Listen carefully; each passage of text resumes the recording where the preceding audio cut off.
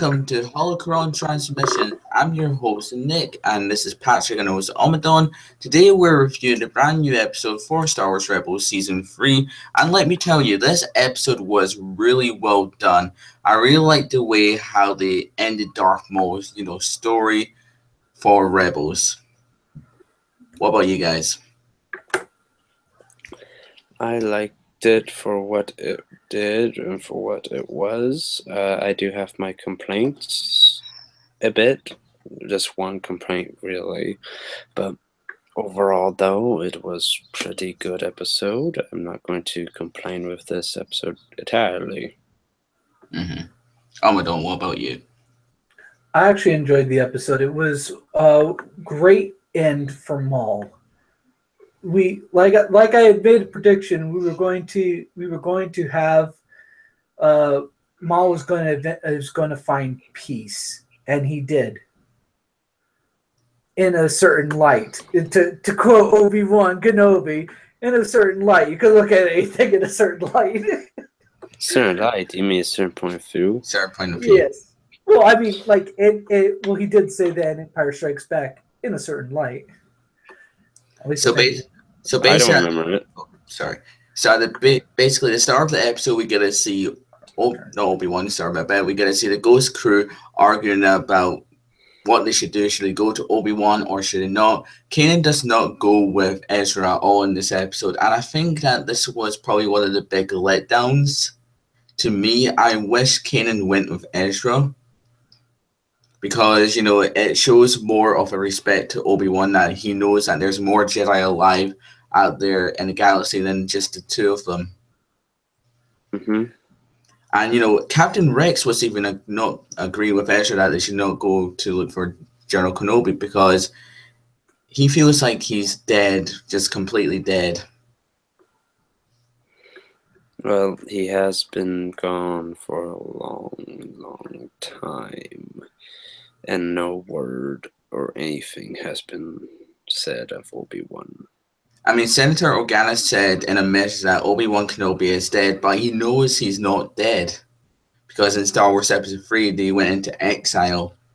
So he kind of lied about that to the other people, in a way.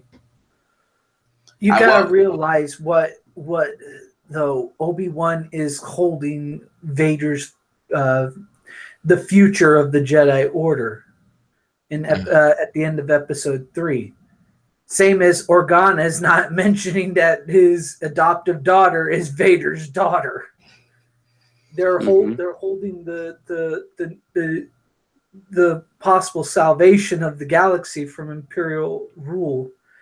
And when you're looking at this is very much Ezra's story as well as Maul's story. It's the two of them have shared a connection since the joining of the Sith and Jedi holocrons, and it's not just Maul eventually just being released from the torment that his life has been, but it's also Ezra just being, it's like, stop chasing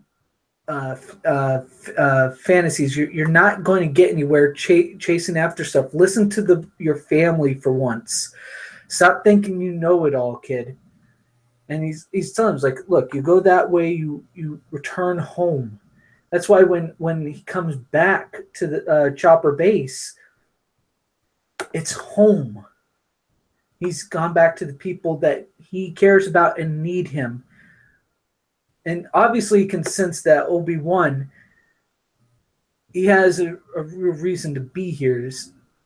Of course. We know Obi-Wan has a reason to be there. No, but I'm saying him himself feeling it. Yeah, I know. And they did that, I think, very well in this episode. So after that, we get to see that Ezra defies Hera's, objection to actually stay here at Chopper Base to train for the attack of Lothal. So they're training for the attack of Lothal. That's probably going to be the final episode for Rebels going to Lothal. Maybe. That's kind of like, or maybe season 4. And then after that, we get to see that Ezra steals A-Wing and he goes to Tatooine and he uses the holocron to try and locate Obi-Wan Kenobi. Now, Maul kind of like planned this at the start of the episode because he wants Ezra to find him, uses pain, uses, sadness to find Obi-Wan, and then he'll come to him, etc. Yeah, that is true. Because he knows Obi-Wan's not going to come for him. Obi-Wan knows the thoughts of him, but Ezra is still an impressionable kid, and Obi-Wan knows that he's being manipulated. Not kid, teen, but yeah. Well, kid, you gotta realize he's what, in his 60s? I think he's 60. A kid to him, or 40s, I should say. No. Oh, I thought you were saying Ezra was 60. No. Obi-Wan is like he's pretty much a kid to him. And Ezra's like what? Like probably like 14 or 15 at this point. No, 16. 16? He's Luke's age. Mm-hmm. What I really liked at the start of the episode, we get to see like Maul is kind of giving up hope on looking for Obi-Wan. Because, that's what Tatooine makes people. If you're finding someone, you kind of like give up hope because it's all desert and all sands, and he's kind of losing it. And I really liked what Maul says, Kenobi. Like he just screams his name. I never liked Darth Maul screaming. Darth Maul doesn't come off to me as a character who should scream, especially at this point of age in his life.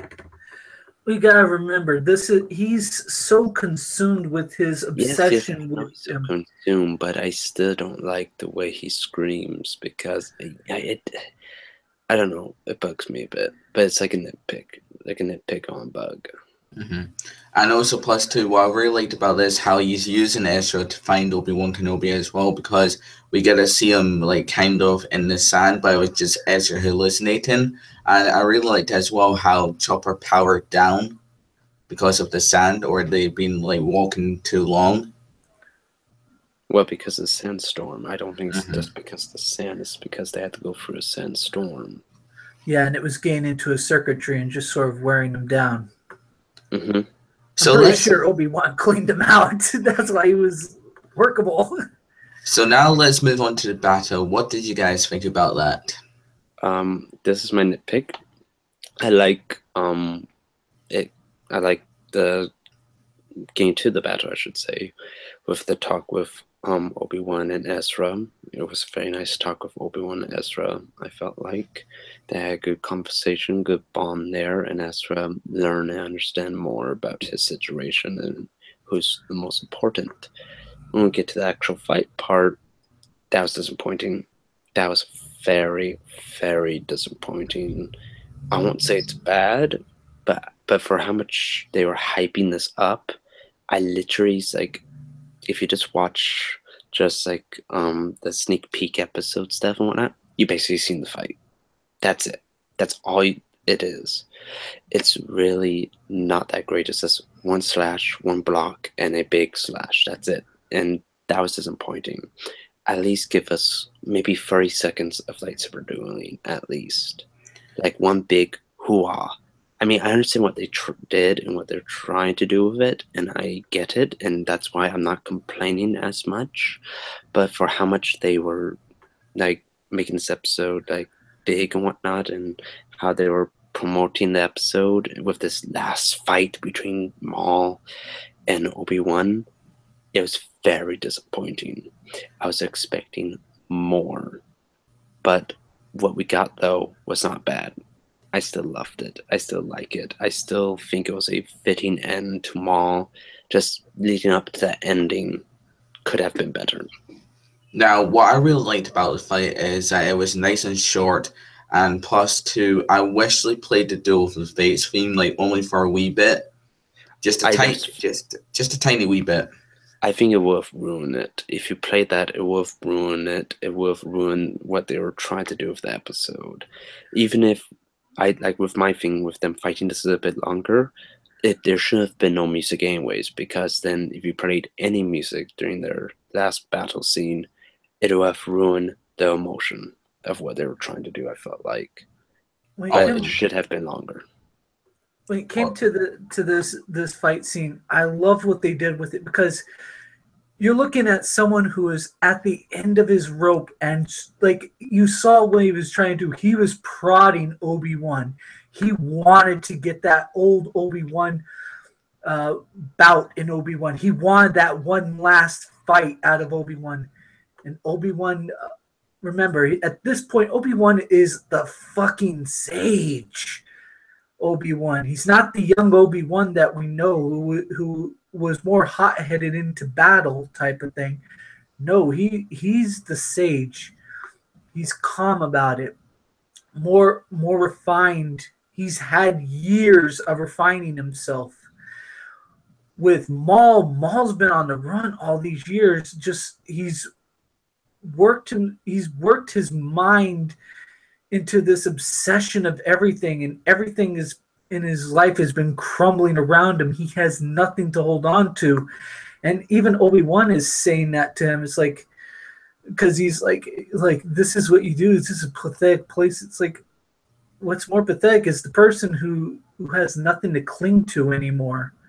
He's truly has nothing. And you look at Maul, it's just like, you watch how he fights. He's throwing himself all out, and Obi-Wan is calm mind, slice right down the middle.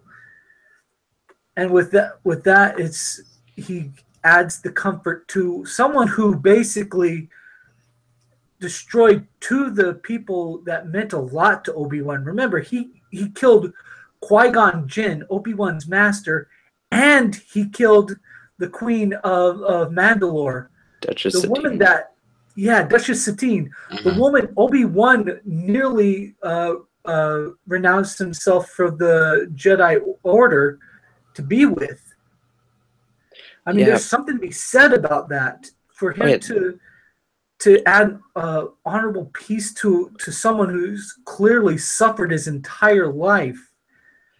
And Obi-Wan could see that. And it says multitudes about Obi-Wan and Maul as people, and the fact that these old adversaries could find this peace. Sorry. Well, it's because Obi-Wan has grown older. He is more in tune with himself more. Mm-hmm. He's not rational. Well, he was not that rational during the Clone Wars, but he was more rational than now, I should say. He has learned more, and he has forgiven more too. I mean, you saw how calm he was with Vader and exactly. And like I said, I have no problem with how he handled with Darth Maul. That was great. But I just saying though is I wish the actual lightsaber fight or duel should have been at least 30 seconds or a little bit longer at least. I understand what they did. I like what they did. But as someone who was seeing the marketing for this, I was expecting more, and I wish I got them more. To me, this is more of the lightsaber battles I loved. There's a purpose to them. They're not just... Okay, okay, there can be a purpose. But you know what, though? Make it more grand, at least. Just a little bit. Especially to how much they were marking it, and how important this was. I understand, like I said, no problem with the execution. It's just that as a fan, as this being the last moment, I wanted something a little bit more. I wanted to last a little bit longer than what it did. But that doesn't mean... where you're coming from. I know, but that doesn't mean, though, I just like what they did afterwards. They handled the way Darth Maul died wonderfully, how Obi-Wan was handled in this episode, how Ezra handled this situation in this episode. They handled everything well in this episode. It's just my biggest gripe is the important battle at the end that I think should have been a little bit longer, but that's it. Also, you gotta realize this is an Obi-Wan that's far surpassed Maul in capabilities. I know, and that's what they were trying to show, and I understand and I like that. But as a fan, and as how this was marketed and whatnot, it should have lasted a bit longer than what it did. And you know what, too? is if it was going to be that short, they should have not even showed a lot that they did with the marketing of this episode. They should have just showed Obi-Wan turn on his lightsaber, Darth Maul turn on his lightsaber. That's it. Nothing else. No talking points. None of that. But no. But like I said, my only big gripe. That's it. Other than that, perfectly how they handled the ending was great. Wonderful episode. And finally, Darth Maul died. Hooray, hoo-ah. I was getting sick of the character anyways. Now he's dead. I had to wait about some months and fall back in love with Darth Maul again. So let's move on to the ratings. Now, for me, I'll probably give this episode a bang on 10 out of 10 because it was really well written and I really liked the end for Darth Maul's death, and also when we get to see young Luke Skywalker, and it could be a possibility as well we could see Luke Skywalker in season 4 for Rebels. They're kind of hinting at that towards the Chosen One, so I'll be kind of interested to see how they go with that route, if they'll ever introduce Obi-Wan again in Star Wars Rebels. Maybe not. Maybe this is the last stand for Obi-Wan for the whole show. So it was really well done. Patrick, what about you? Well, let's go on to Omadon first, and then I'll give the final rating. Omadon, to you. I give this a 10 out of 10. The story is well written. The characters are done right. Let's not forget to mention the voice acting to mimic so closely to Alec Guinness. Mwah! It was actually done well. You could tell in bits and pieces there that it's like where he breaks kind of out of that Alec Guinness voice, but it's like it's so well done. It's you gotta give the voice actor props for that, and the way that it was portrayed, it was a beautiful send-off for Maul, and a beautiful way of saying there's hope. Even as Maul is slipping into darkness of death, he's got hope that the suffering will end. There's something to be said about that, and it's so well done. Yep, and hello LDC Smith. Yeah, I'm hoping I'm pronouncing that right. Now to my final thoughts on the episode. And like I said, if any of you have any questions for us, comment down below before we leave. We really like to hear what you guys think and whatnot, and we answer some of your questions if you like. My final rating though for this episode, I got to give it a 9 out of 10.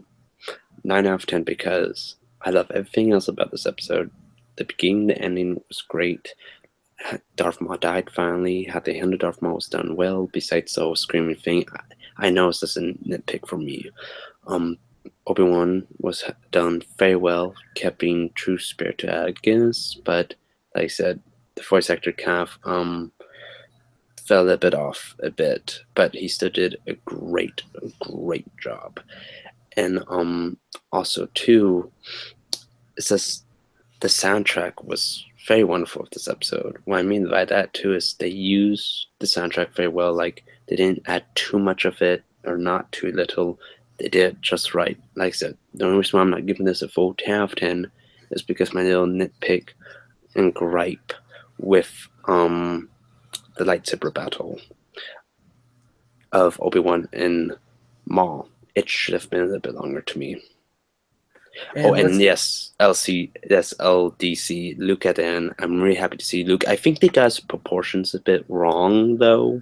I think they made him too much as a small child a bit, which he shouldn't be in this time period of this episode. But it could just be because of the point of difference or view and whatnot of the distance. But I still enjoyed this episode. I really enjoyed it a lot. And that's why I'll give it a 9 out of 10. Omar, anyone say something? And let's not forget the greatest character of the episode, Obi-Wan's Dubak steed. Yes, LCD. I agree. I agree at least. The battle was a little bit rushed. Mm-hmm.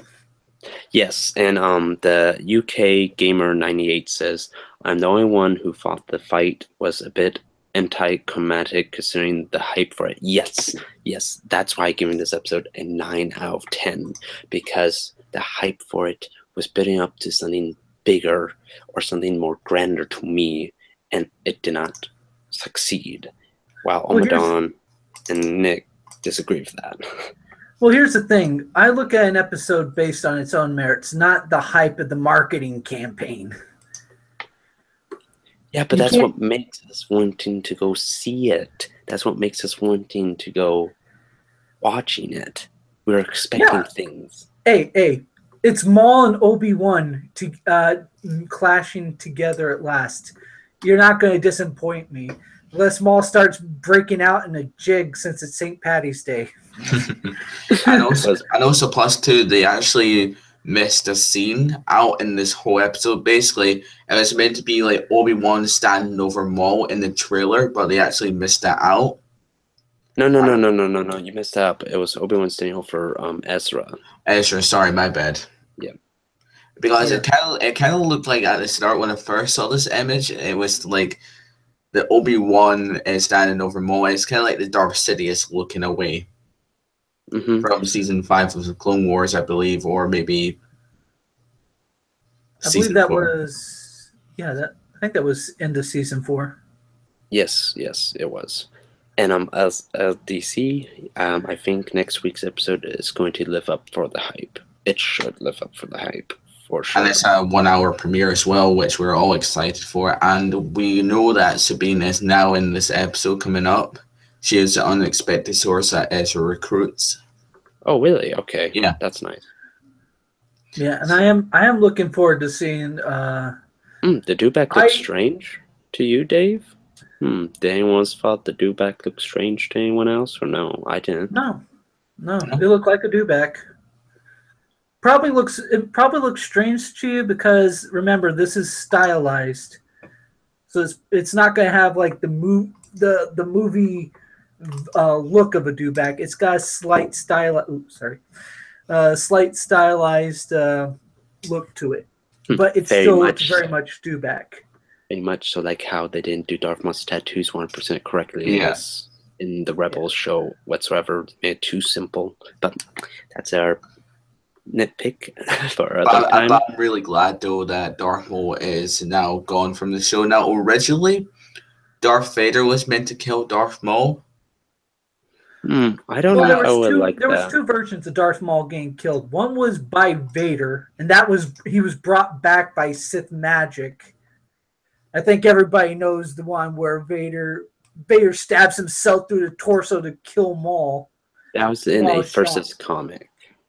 Yeah, and then the other comic which this show is very much influenced by, is the one where Maul comes to Tatooine after Obi-Wan. Obi-Wan puts him down and it refuses to kill Maul, and Maul is about to stab, I believe, Luke, and Owen shoots him and then shoots Obi-Wan off the farm. It's like, you never come back here. You bring nothing but trouble and death. Now, I wish it was kind of like that in a way that Uncle Owen killed Darth Maul, but I think that Old Wounds is now Legends. Yes. Yes. Not mistaken. It Yeah. is Legends. And also, But it would be so cool, though, if Obi-Wan just bashes through the ground like what he did in the Old Wounds comic and just beats Darth Maul down. yeah, it would have This been one cool. This one I feel has more of that feel of how Obi-Wan has treated everything. He keeps Luke very distant from anything of the Jedi life, because he Until saw he's how much ready. it destroyed his father. Yeah, and I really am glad what they did with the episode and whatnot. Really do like it. And yes, Death Troopers next week. Can't wait for the Death Troopers. Should we make our predictions for next week's episode? If you want. Sure. So I think what's going to happen in next week's episode, we get to see that Thrawn will probably bring Agent Kallus on board his ship and then watch as he destroys a rebel base. Because in a new picture that we saw from 0 Hour, we get to see that Thrawn, Governor Price, and also Agent Callus are with Thrawn. And basically, they're looking at the Rebel base, and we get to see Death Troopers, which are really excited for as well. And it just looks going to be like a one hell of a final episode for Rebel Season 3. Agent Cass, I think, is going to die. Yeah, for sure. Oh, yeah. Someone has to die. Oh, sorry. Like I said, someone in the season, not season finale, but I could say season finale. Yeah, season finale needs to die.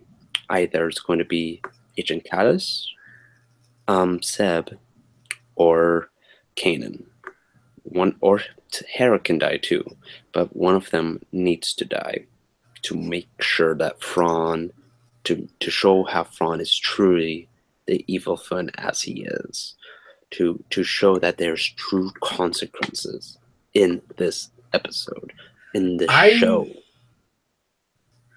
I believe very much that that Thrawn is going to make an execute attempt at Callus.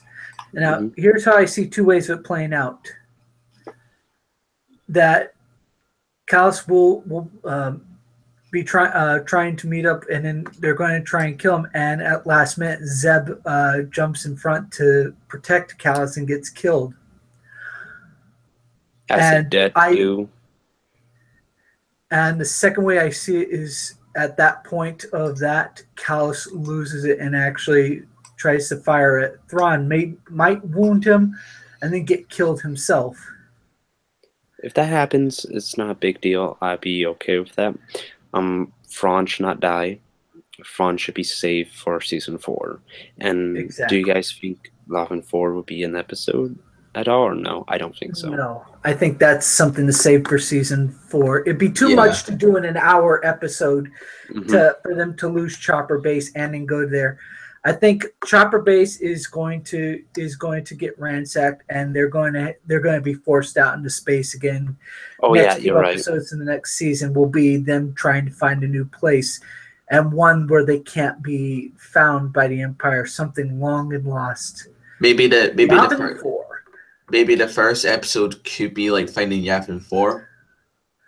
Yes. Well, I don't know if I would want to go with the first episode. I say the first few episodes to the point where they find Yavin 4, and then dealing with the fact the best way to hide from the Sith is in the old ruins of Sith temples made by the Massassi, who are slaves of the Sith. LADC, he did remind me that Hera was in Rogue One, so of course she won't die. Thank you. And also Chopper as well. He was in Rogue One, so he Thank can't you. die either. I forgot about that. I don't know why I didn't remember that. Thank you guys. I forgot totally all about that. Any more predictions though that we have? Anything else we want to talk about with that? No, Season really. 4 is probably going to end with the death of Ezra and Kanan. They need to die.